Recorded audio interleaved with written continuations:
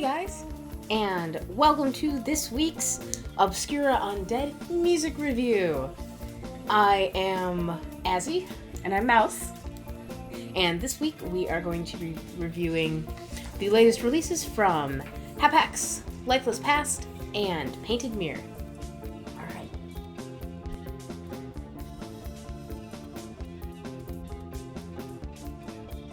We will also be giving away 2 copies of Play Adial's most recent album, The Program. Stay tuned after the reviews for that. So, Hapax. Monade. So who are they? Monade. Hapax is a duo from Naples. Founded in 2014. You can find their music on Swiss Dark Nights. They have always been on Swiss Dark Nights, too. All of their albums are on Swiss Dark Nights. Wasn't it them and Ash Code? Because that's another Naples band. that all came up with the original idea for Swiss Dark Nights? I want to say I just it was made a really weird face, but that was your thinking face. We may need to research that, but I could have sworn that like they've always been on it because they were the ones who either started it or suggested it or something like that. I don't know. I could just be talking out of my ass. Michelle and Diego and... Anyway, it is a duo of Michel Mazzillo. Who's a guy. He's a guy, yeah. And he is voice and bass and synths. And Diego Cordone, who is guitar, synths, and programming. And on this album, I guess there's also Alessandra, who does lyrics, and Fabio, who does drums, which is really cool that somebody did the lyrics for it. And by the way, I just have to say, this guy's voice is amazing. He has a lot of range. Michelle's voice is amazing. Yeah, no, he has a lot of range. He can do a lot of different styles. Like, I heard very, like, almost industrial vocals, synth pop vocals. Just the really open, sort of more like dark wave vocals we're hearing from a lot of bands now. So a lot of different styles that he does. Yeah. That he can pull off. And his voice carries this entire album. Yeah. And I think it's one of my favorites from them. And I mean, I love this band. I think it's one of my favorites from them. I didn't like every track off the album, but it was a really solid album. And I think it might be. My favorite just album piece. From them. not every track. There were some songs at the end that were Sacred Part 2. Sacred and Sacred Part 2. I felt that Sacred Part 2 had kind of like a metal vibe to it. What? Sacred Part 2 was half instrumental. Yeah, and it was in the instrumentals that I'm just like, this like has all the guitar features that I associated with like symphonic or folk metal. Oh, okay, that kind of metal. That's not like metal at all. But yeah, the symphonic and, I mean, elegant, kind of spooky, gothy, but not so much. It's not goth rock, it's not post-punk, like just those songs are maybe more experimental. I feel like this album in general was more experimental. He really did go through a range of different genres on the album. I felt like it had a pretty solid post-punk backbone, and then on top of that he played around with wave sounds, electro sounds, some what I think are metal sounds. So I felt that the songs were definitely beautiful, moody. Creature of Distance, that's the first track. Instantly loved that, as well as Elegy, which is the second track, which to me was very dancey. It was like an instant classic dance. Yeah, but that was complete night and day between the two songs. It really is. On Creature of Distance, he had these really deep, closed-off vocals, and then you hit over to Elegy, and you have like the more synths, you have the more open vocals, like what you might hear in like some of the upcoming synthwave, darkwave. Yeah, it was on that bands. second track that I noticed the heavy use of synths. Yeah. But to me, it was delicately balanced. That it had both, and Parallel Worlds. What I like about these tracks, Parallel World and Truth or Lie. Truth or Lie was really good. Both of them. That was one of my favorite. The melodies are steeped in familiarity. Like, you're just like, yeah, okay, I know how this song's gonna go. Like, this is just, like, it's beautiful and comfortable. And then you hear the vocal melody, and it's interesting because it's not what you would expect. The way that he sings the songs. And that, to me, is what sets this band different. from other bands that are also in the genre. I hadn't noticed that. I'll have to go back and If you just listen to, like, if you listen to the music, and somebody had written that song, like, most people would write a vocal melody that's, you know, you can almost predict it. Right. But you cannot even predict the way his vocals are going to go. The vocal melody is a little bit more unconventional. Interesting. I didn't notice that, really. I'll have to go back and listen to it again. I liked Game of Devotion. Well, geez, that is like every track on here except for Sacred Part 2. Game of Devotion had a really new wave feel to it, and I swear he was channeling, like, Dead or Alive. He does kind of sound like that a little bit. Yeah. Or Human League, maybe. Or, yeah. Okay. Like, every song, and every song has a very different feel. And I don't know if that's the theme of the band. No, I mean, I didn't feel that with other albums. I mean, they were always, like, you know, beautiful and romantic and everything, but I felt like this one had a lot more... This one had a lot more experimentation. I felt it had more of the new wave, like, almost dancey side of it. Yeah. Like Elegy and Parallel Worlds. Parallel Words. I thought it was Worlds? Yeah, I think it's Worlds. Okay, I can't spell. Yep. We are also still sick. Yeah, I'm on Afferent, amongst other things. Yeah. Okay, so great album. Do we know what monade means? It's half of lemonade. Monade. Lemonade! Nice. Monade. There's a track called Monade or Monade, and I was waiting for him to say it, and he did not. That's how I try to figure out how to pronounce stuff. I'm like, all right, he's going to say it. He's going to say it. And he doesn't. Nothing. Okay, so if you had to pick one track as your favorite, which one would it be? Parallel Worlds. My track was Truth or Lie. Oh my gosh. Okay, so that's probably one of my runner-ups with Elegy. Okay. And this was out June 30th, so we're not too late on this one. On Swiss Dark Nights. Pick it up on Bandcamp. Yeah. Oh, Swiss Dark Nights releases most of their stuff on CDs too. So if you want CDs, if you're one of the physical copy collectors, which people have been telling us they love physical copies and want us to mention it, so they have released on CD.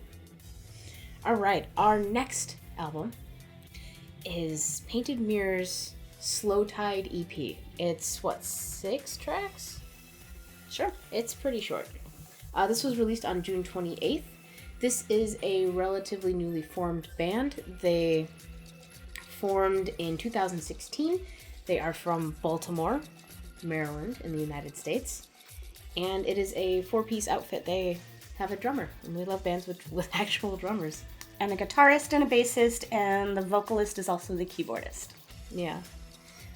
So that is Sam Morgan on vocals and keyboards, Brian Fee, who is the bassist, John Thurkoff on drums, and Jake Smith on guitars. And this album was not at all what I expected it to be. It wasn't what I expected, but I was pleasantly surprised because what it ended up being was something that I love anyway.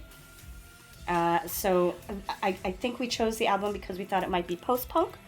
Right. Turns out that it is evoking 90s alternative, indie/wave. I don't know. The shoegaze category. Definitely dream pop. Yeah. Well, they describe their sound as combining elements of post-punk, shoegaze, and dark wave electronic music to create an ethereal atmosphere housed in a traditional pop song format. Sure. So it's very dream pop. That's exactly it.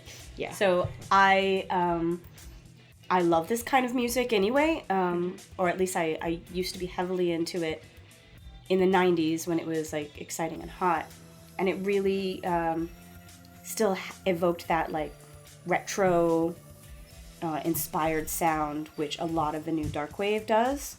So I still had an appreciation for it. Like post-grunge. It's funny you keep saying like 1990s because I couldn't place what the first track reminded me of, Fade Away. 90s. Like it reminded me of something and I couldn't place it, and then I'm listening to it in the car with my husband and he says, "This sounds like Deftones." my god, what? And I was just like, yeah, this one track does. The rest of the album doesn't, but it kind of channels like some 2010s Deftones vibes. And we listen to a lot of Deftones because he loves dad rock. I'm sorry. Well, to me it had all the lushiness of all of that. Like, and you know, we had like this fade theme for Obscura Undead, which was like slow wave and shoegaze and dream pop. And this would have fit perfectly. And then what really made it 90s for me was, you know, you've got like all the indie guitar and everything, and then all of a sudden in the chorus, harmonizing vocals, which I love. I love harmonizing vocals. Yeah. Speaking of indie guitar, that's what threw me for a loop on this album, because we knew it was post-punk going in, because we are doing this one. We did this one on a recommendation, and we knew it was post-punk going in, but we didn't expect it to be the indie side of post-punk. Which it very well could be. There's a lot of it. Yeah. So, it was still a very, very pretty album.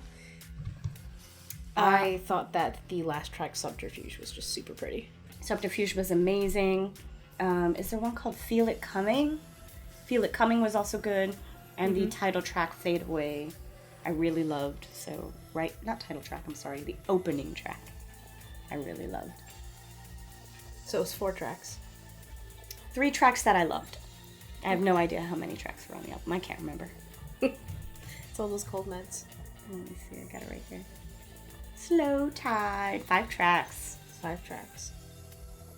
Yep, and you can name your price on Bandcamp. So go get it. Go get it.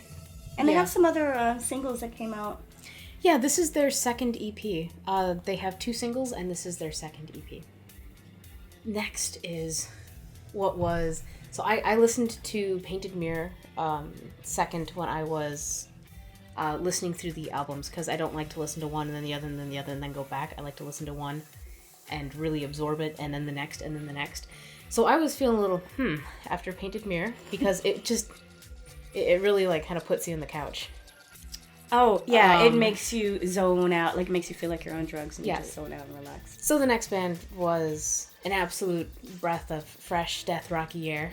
And we listened to Lifeless Past, their most recent, would you call this an album or an EP? This is an album, 8 songs. 8 songs, okay.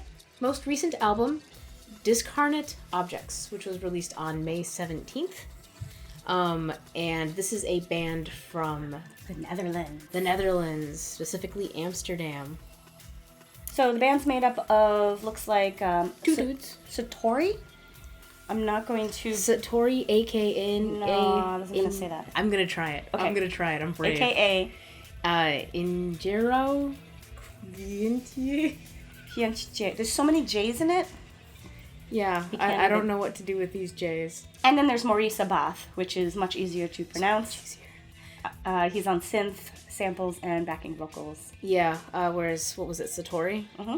He does the drum programming, the guitar, and the vocals. And this was another band we had that had a really amazing vocal range. Not only a really amazing vocal range, but the tracks differ in style. Yes. Because some of them are just so super post-punk, like straight out of, you know, like The Cure, like what you would expect from something like The Cure or maybe Depeche Mode.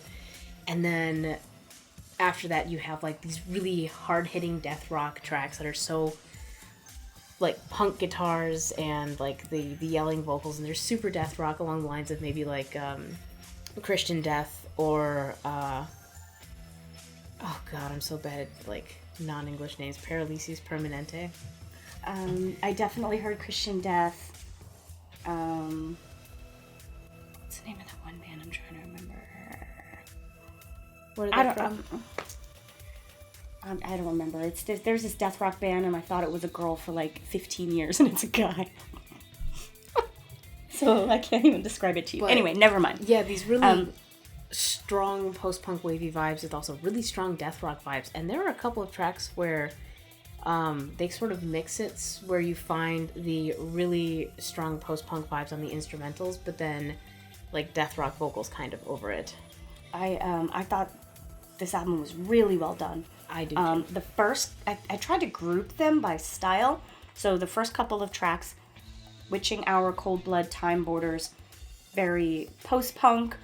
They have some lyrics that stood out to me where he's like, just take me back in time, which to me, you know, calls out his retro-inspired vision of the songs. And I think he said before in an interview that that's where they came up with the name Lifeless Past, was to, you know, evoke like a past time and bring it to the future. Well, they nail it. Mm-hmm. Absolutely. They had mentioned Cinema Strange. That's the band. Oh, okay. That's the band that That's I thought... a great band to be inspired by. Yeah, I thought that was a girl for the longest time, but it's a fucking guy. And so he had some songs that reminded me of Cinema Strange when he was singing, and that's more of the second part of the album. Yeah, the second part of the album definitely was way more death rock. And then he's got some songs where, I say he, but I mean the band. There are some songs where it sounds like the new darkwave post-punk that we have right now. Yeah, like A Softer Place. A safer place. Oh, a safe soft. It has that 80s kick. A safer place. That 80s kick in it. So it reminds me of She Passed Away or Twin Tribes. Like, it's just like nestled right in there. Plus, Satori's voice on that really impressed me. Just like the like just the breath control on that, and just like the really clear notes that he was singing. Yeah, it was also very soothing to listen to. It really was. The faster, more death rocky, well, they have punk and death rock elements to them. Are the tracks Dismal Reality, Another Fervid Kiss, Miles Away, and then you have Through Passion, which closes the album, and that's just very spooky and a ballad, and it just shows you that they can do like 4 different styles. And they all mesh together on one album. And it's just really cool to see that a band has that kind of range and can do all of that. Right. I really enjoyed that. And I know that, like, we've said it before, but I really love that bands are more willing to, like, experiment, to put different things on an album now. Yeah. I mean, it's kind of nice also to have the opposite, which is a cohesive album with... you know, every track has like it sounds like it's from the same band, and it has the same idea to it. But at the same time, I love when they're like, "Hey, this is all the different things I can do." You know, it's almost like a resume. So, Lifeless Past, your resume is pretty cool. I'm all about it. We'd hire you. All right, just to close it out, what was your favorite track? A Safer Place. I think A Safer Place was one of my favorites too, but if I had to pick one of the death rockier ones, Miles Away. I knew you loved the death rocky ones. Okay, I also liked Witching Hour. I always liked the first track, usually, or the second track, but the first track when you're just like, you know, this is what this band is. They're not going to let me down. You know, this is going to be a nice ride. So I like that.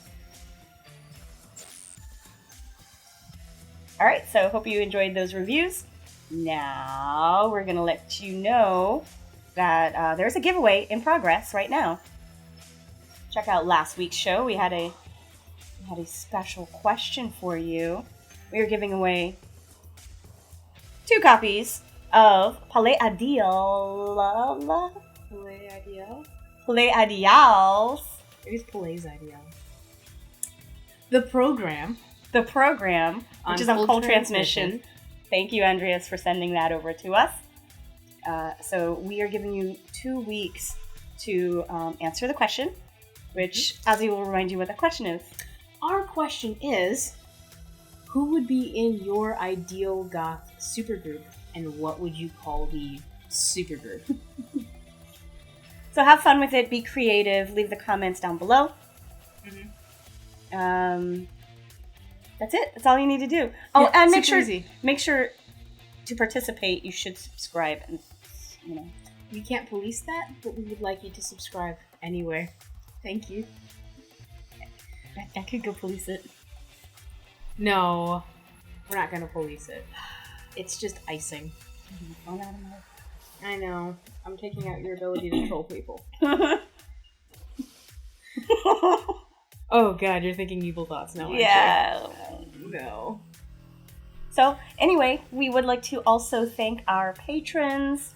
You can find us on Patreon, of course. And without you, we couldn't do all of this every week. So,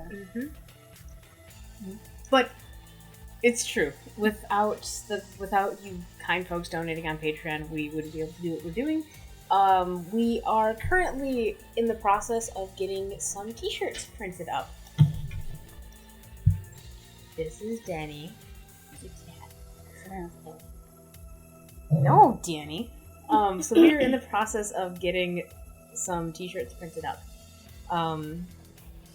Which we will have more info on later. I'm really distracted by the cat. I'm sorry. So let's go into just thanking everyone. Thank you to our patrons who support us. Thank you, Skullgirl. Thank you, Cadaver Kelly. Thank you, Acid Bitter. I don't have my list. Thank you, Davis Soser. Thank you, Diasiculus. Thank you, Mason Shiver. Thank you, Bethazov. Thank you, Junkyard Bat. Thank you, Dreaming Noctis. Thank you, Libby. Thank you, The Count. Thank you, Max Shrek. Thank you, Tiffany. Thank you, Demetria. And thank you, Uncle Fester. I love all your names. It's so great, isn't it? It's like better than loving your faces. I love all your little names. We don't know all their faces. Don't. Send us pictures of your faces, specifically to our email inbox. Because someone did that recently. Meaning today when the video was recorded. And it was really nice. So send us pictures of your faces to obscuraundead@gmail.com. Just for us. It's just for us. We won't post them on here.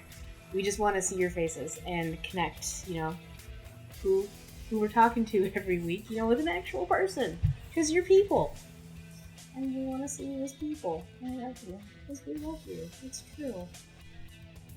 It's true.